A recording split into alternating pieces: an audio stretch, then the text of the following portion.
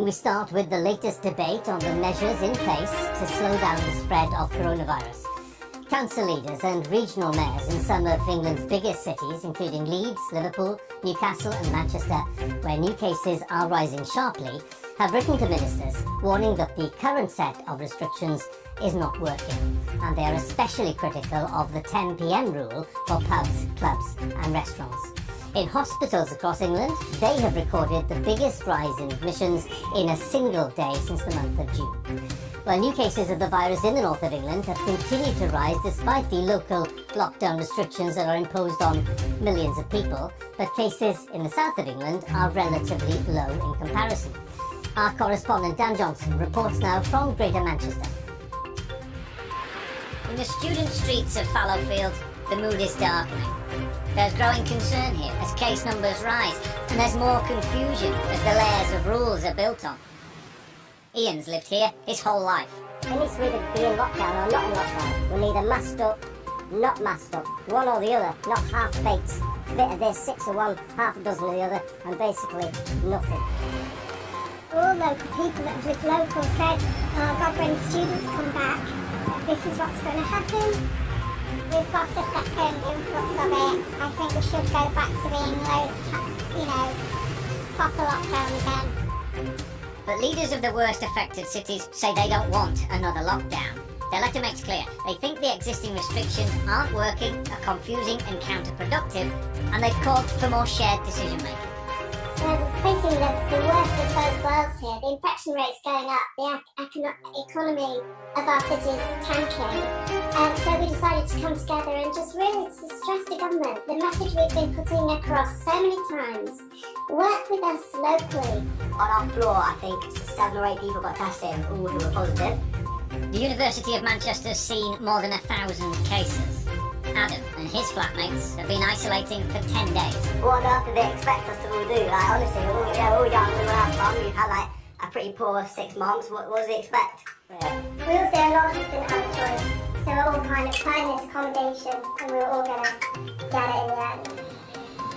We now need to introduce a contained approach with the universities just to manage transmission over the next 3 weeks and then take additional measures if necessary. The council's been delivering letters to residents saying that the return of university students has had an expected impact on the R number here, and there are leaflets reminding people they shouldn't be partying. But there are voices here that feel it's just too easy, too simple to blame students when there are other things going on. I feel like they have been duped, and we have been duped too. We all share the laundrette, the supermarkets, public transport. Inevitably it will hit communities like ours, and we do have a higher number of vulnerable people, both socially deprived and people from the BAME community and elderly people as well. So disappointing for us to see people leave here at 10 o'clock, go to the local shop, buy a load of booze and then go to a house party. Ben's built his bar business here based on student trade. We're down 60% on our revenue, and for me the government either needs to shut us completely and give us full support, or they need to let us fade. If it carries on the way it is, we're not going to survive. The government says it's working hand in hand with local leaders, ramping up test and trace and supporting those in isolation. It's important to say, not everywhere with students has problems, and not everywhere with problems has students. But here, the universities have announced they're moving most courses online to try to suppress the virus, and other big cities are braced for their own case numbers to rise. Dan Johnson, BBC News, Manchester.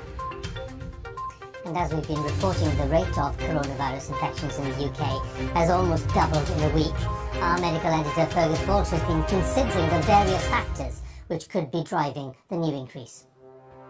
There is a north-south divide with COVID.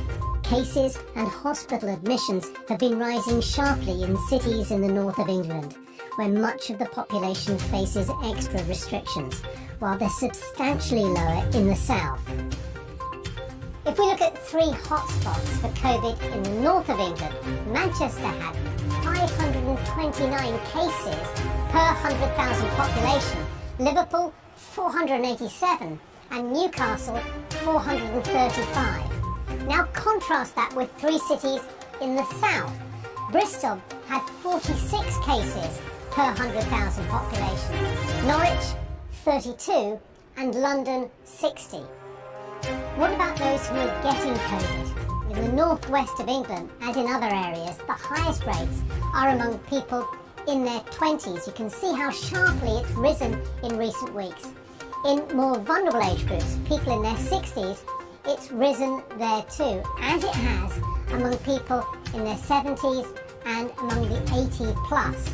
By contrast, in the south of England, COVID cases haven't yet started to rise much in older age groups, except in London. All that is reflected in daily hospital admissions. On the 3rd of October, there were 130 COVID patients admitted to hospitals in the northwest, 117 in the northeast and Yorkshire, but only 10 in the southwest, 19 in the east of England, and 38 in London. Every day, 1.5 million people use this COVID symptoms app from King's College London. It's shown there are consistently 5 times as many cases in the north of England compared to the south. And there are several possible explanations for this. You've got the deprivation of the population, and definitely we do see twice the rates of infection in deprived areas according to our maps. Then I think you've got people not working as much at home in the north compared to the south. Daily COVID deaths were more than 10 times higher at the peak in April. But the concern is that unless coronavirus cases are brought under control in the north, hospital admissions and eventually deaths will just keep rising. Ferguson Walsh, BBC News. Time for a look at the latest official government data on coronavirus. And it shows that there were 14,542 new infections recorded in the latest 24-hour period. And that means the average number of new cases reported per day in the past week is 11,994.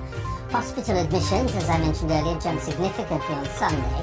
On average, 470 people were being admitted every day over the past week. That number does not include Scotland. 76 deaths were reported of people who died within 28 days of a positive COVID test. And that means on average in the past week, 53 deaths were announced every day. And that takes the total number of deaths so far across the UK to 42,445. I'd like to talk a little more about the figures on hospital admissions, and our health correspondent Sophie Hutchinson is with me. What light can you shed on that?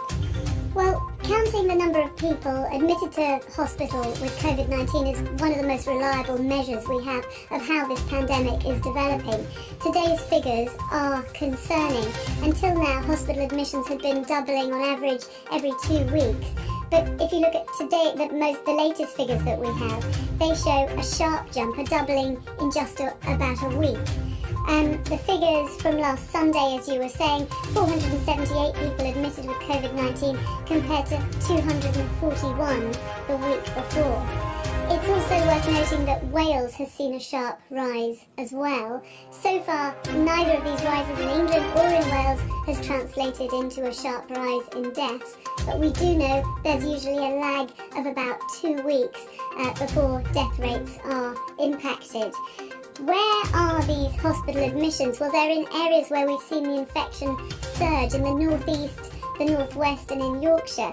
And now infections seem to be taking off in Nottingham as well. The rate has increased from 71 per 100,000 people to 440 per 100,000 people in just a few weeks. And health officials there are expecting more restrictions.